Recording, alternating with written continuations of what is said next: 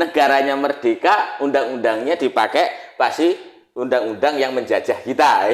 Sekarang karena di sini nih masyarakat banyak juga dibodohin gitu kan. Karena dianggapnya adalah produknya orang kafir. Hal yang ekstremisme itu mengharapkan bahwa undang-undang kolonial itu bukan diganti dengan undang-undang yang produknya manusia, tetapi kan berharapnya di undang-undang itu yang berlaku undang-undang hukumnya Islam.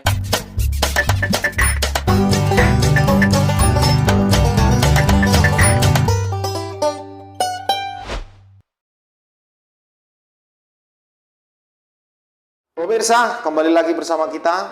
Semua akan lucu pada waktunya. Kita selalu mendoakan semoga Anda semua sehat, bahagia, dan jangan lupa tertawa. Karena dengan tertawa kita menunjukkan bahwa kita ini tidak stres. Dan tertawa kok. Walaupun tanggungan banyak menumpuk, baik itu pekerjaan dan lain-lain, kita tetap berusaha semoga kita selalu tetap bisa tertawa. Ya. Oke, hari ini kita kemarin DPR sudah mengesahkan RUU KUHP, rancangan undang-undang KUHP ya. Ya. Itu disahkan menjadi undang-undang KUHP ya kan? Nah, berarti udah mau diberlakukan gitu kan kalau sudah disahkan ini. Disahkan ini ya bukan berarti diberlakukan, karena kan undang-undang itu begitu disahkan itu masih ada masa pemberlakuannya ya kan. Ya artinya posisinya bahwa banyak sekali hal yang harus kita ketahui bersama ya kan, bahwa Indonesia ini lucu gitu loh.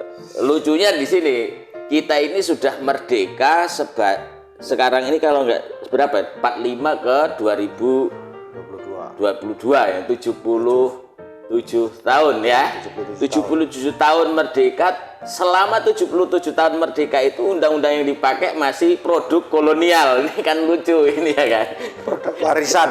warisan. Negaranya merdeka, undang-undangnya dipakai pasti undang-undang yang menjajah kita ya kan?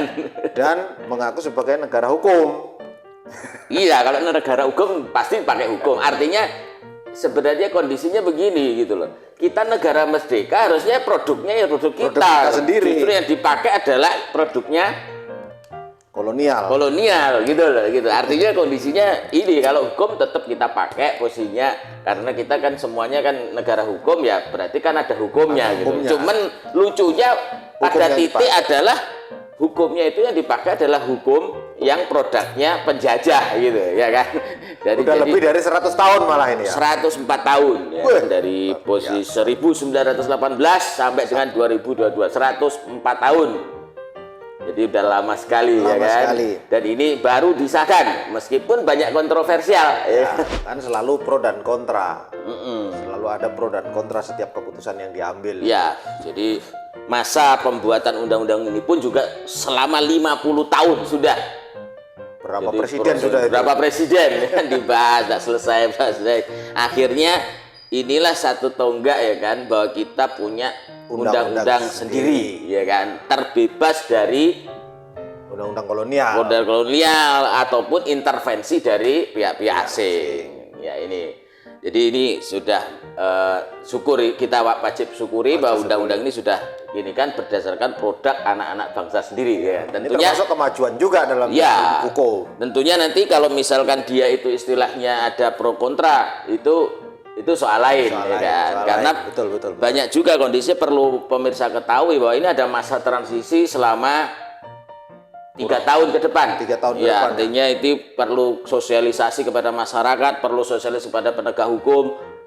Ya, seluruh lapisan masyarakat ya kan, terutama pelaksananya gitu kan. Para penegak hukumnya ini harus jangan-jangan nanti yang digunakan masih produk kolonialnya lagi. Iya, jadi ini harus paham semua ya kan, karena kondisinya jangan-jangan nanti yang diterapkan adalah masih undang-undang yang lama gitu. Ini mungkin karena tidak paham atau malas belajar lagi ini kan. Ya, sambil belajar, sambil mensosialisasikan ya artinya kita sama-sama belajar. Ya. Produk baru dan ini produk kita sendiri. Nah, ini tentunya terjadi perubahan yang sangat besar ya. Perubahan besar karena mulai dari anak yang kuliah di hukum, ya kan? Ya. Terus aparat penegak hukum ini harus semua harus belajar lagi. Iya, menyesuaikan lagi. Iya, kondisinya seperti itu. Jadi ada memang beberapa pasal-pasal yang mungkin jadi kontroversial, ya kan? Ini jangan istilahnya itu kalau kita negara hukum ya, kalau misalkan apa ada fasilitas yang di ini kan, jangan posisinya itu yang banyak melakukan hanya yang demo. Ya. Selesaikan dalam jalur yang tepat, ya kan? Kalau misalkan kurang ya. ini.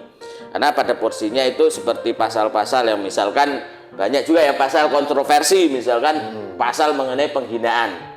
Pasal tentang penghinaan. Penghinaan presiden dan wakil presiden, ya kan? Sampai lembaga negara. Ya. Pokoknya penghinaan terhadap hal-hal yang simbol-simbol negara, ya kan? Artinya itu ada deliknya. Jadi Anda yang sekarang ini hati-hati, ya kan? Jangan sembarangan menghina, ya kan? Menyematkan, Anda perlu menyematkan, menghina dengan kata-kata, dengan gambar-gambar, itu hati-hati Anda, karena ini bisa terkena pasal, hukumannya bisa 1 tahun penjara gitu. Atau kondisinya bisa dijamin dengan kondisinya yang ini. Perlu dipelajari supaya kita tidak terjadi salah kondisinya, ya kan gitu.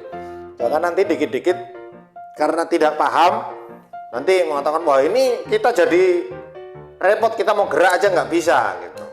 Padahal kalau kita pahami mungkin kita bisa mengambil celahnya. Tetap bisa mengkritik. Kritik itu memang bisa. Iya, tapi kalau menghina itu kan sudah pada porsi yang tidak membangun gitu. Tidak membangun. Ya, betul. karena banyak juga yang memanfaatkan, artinya mengkritik itu, yang dimaksudkan itu adalah memfitnah, ya kan? Ya.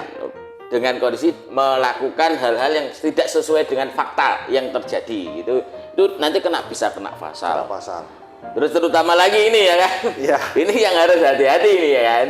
Ini ada pasal-pasal mengenai perzinaan, ya kan? Bagi Anda yang kondisinya ini, ya, ini adalah semua sebenarnya delik aduan. Misalkan kondisinya, misalkan Anda yang tadi itu melakukan demo udah dilarang. Udah dilarang. Jadi persepsinya itu demo dilarang, padahal demo tidak dilarang, ya kan?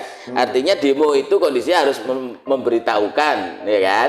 Memberitahukan kepada pihak yang bersangkutan. Karena apa? Ini demo ini delik aduan.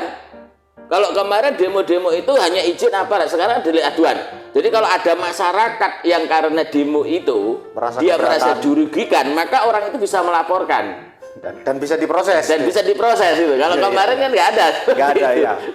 Banyak kerusakan akibat demo misalnya. Iya gitu. Misalkan kondisi begitu. Nah, contohnya juga di undang-undang tentang perzinahan ini. Hati-hati. Orang yang kumpul, ya kan melakukan perzinahan, ya toh, itu tanpa ikatan pernikahan, ya toh, misalkan ini ada delik aduannya, bisa dipenjara kurang lebih 1 tahun juga. Jadi ada kondisi di situ, hati-hati. Dan juga kalau dulu kumpul kebo nggak ada hukumnya. Hanya pembinaan. Iya, pembinaan. Sekarang Anda bisa dipenjara 6 bulan penjara.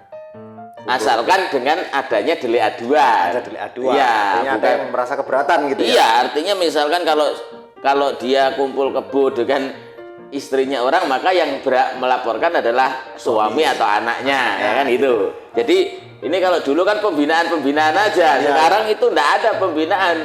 Bisa dipenjara. Misalkan ada kumpul kebo, ya kan, antara orang yang belum nikah, maka jika orang tuanya keberatan ini bisa diadukan meskipun suka sama suka. Kalau kemarin suka sama suka pembinaan aja. Sekarang hati-hati. Kalau orang tuanya nggak ini, maka bisa masuk penjara. Nah ini kan yang diirikan, ya kan. Hati-hati dengan kondisi itu, ya kan. RUU KUHP. Ya sebenarnya bagus sih. Ya. Karena merupakan hal baru, jadi saya anggap ini kayak kaget gitu loh. Ya biasalah. Jadi gitu. kaget ya kan. Kok jadi gini? Sebenarnya kalau itu nanti dibiasakan, ini kan sebenarnya tujuannya bagus sebenarnya. Kan nggak mungkin juga sebuah pemerintah itu membuat undang-undang supaya kita menjadi terkekang sebenarnya. Dan ini juga perlu diketahui oleh masyarakat, ya kan. Artinya posisinya itu bahwa banyak ini sekarang itu yang menghujat, misalkan ini adalah pemerintah kayak pasal penghinaan, ya kan.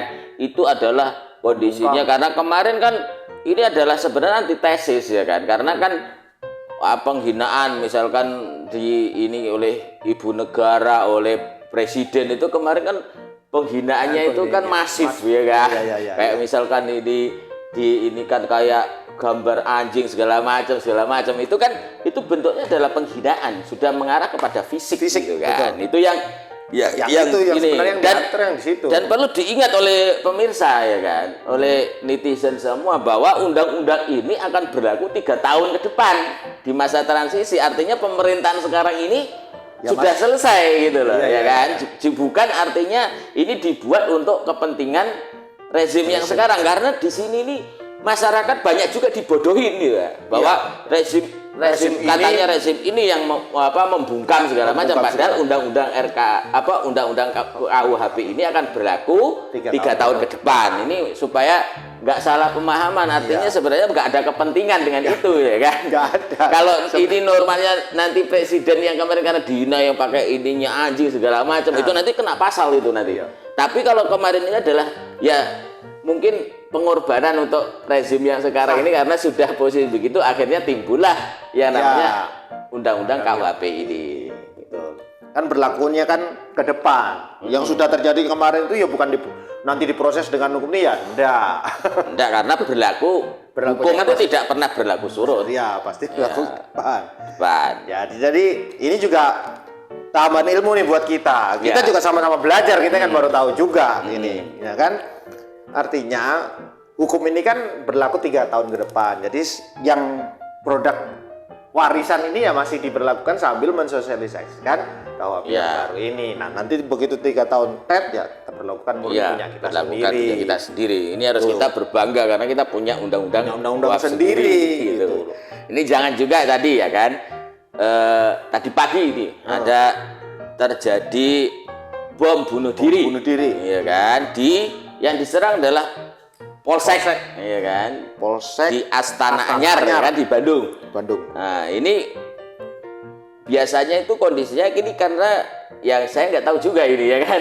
Begitu kemarin disahkan, tiba-tiba pagi ini ada serangan bom bunuh diri ya kan. Karena khususnya kita lihat ini mungkin kita ini mereka-reka ya kan? Karena di motor itu tertulis bahwa undang-undang KUHP ya kan, yang disahkan itu menolak undang-undang KUHP ya kan, karena dianggapnya adalah produknya orang kafir ya kan. Ya. Ini jangan kondisinya, makanya semua penegak hukumnya pun juga kondisinya diserang. Ya, makanya ini yang terjadi di sepeda motornya gitu. Jangan tiba-tiba belum dilakukan apa-apa tiba-tiba terus melakukan bom bunuh diri ya kan. Iya. Kan harusnya kita pelajari dulu kira-kira. Ini kan dikasih waktu, bukan dikasih waktu ya, memang berlakunya 3 tahun ke depan. Ini baru kemarin sekarang udah bunuh diri. Aja. Karena dianggap produknya kafir ya kan. Ini yang karena dicaci juga rezim ini gitu. Ya, ini yang kondisinya salah ya kan. Salah paham ya kan. Jadi yang diserang polisi, karena penegak hukum yang akan melakukan adalah polisi ya. Itu yang terjadi ya kan. Tapi ya kita tetap berbelasungkawa atas kejadian itu, karena ada 1 korban dari polisi ya Pak ya. Iya, ada beberapa korban, 1 meninggal dari polisi ya. Ya, mudah-mudahan segera proses dan segera jangan melakukan kebodohan lah ya kan. Ini kita harus paham dulu. Iya. Jadi undang-undangnya aja belum ini akan terjadi 3 tahun depan ya kan, sudah melakukan bom bunuh diri ya kan. Ini kalau kita tahu misalnya ini dari hukum yang kita pakai ini udah dari 104 tahun ini bukan produk kita sendiri, ternyata itu kan itu jadi wawasan kita. Oh, ternyata ini produk orang lain, produk negara lain gitu ya. Kita kan patut berbangga. Kalau saya kira sih bukan produknya itu ya kan, karena kan mungkin orang-orang yang berafiliasi kepada hal-hal yang ekstremisme itu mengharapkan bahwa undang-undang kolonial itu bukan diganti dengan undang-undang yang produknya manusia, tetapi kan berharapnya di undang-undang itu yang berlaku undang-undang hukumnya Islam yang mereka inginkan gitu. Mungkin begitu. Jadi mungkin kita posisinya harus melihat bahwa kita pluralisme semua yang terjadi kondisi seperti itu ya kan. Kita tetap berpegang pada Bhinneka Tunggal Ika. Itu pemirsa yang terhormat, ya kita harus cerdas menilai sesuatu, melihat sesuatu Jangan salah paham, akhirnya pahamnya jadi salah. Ya.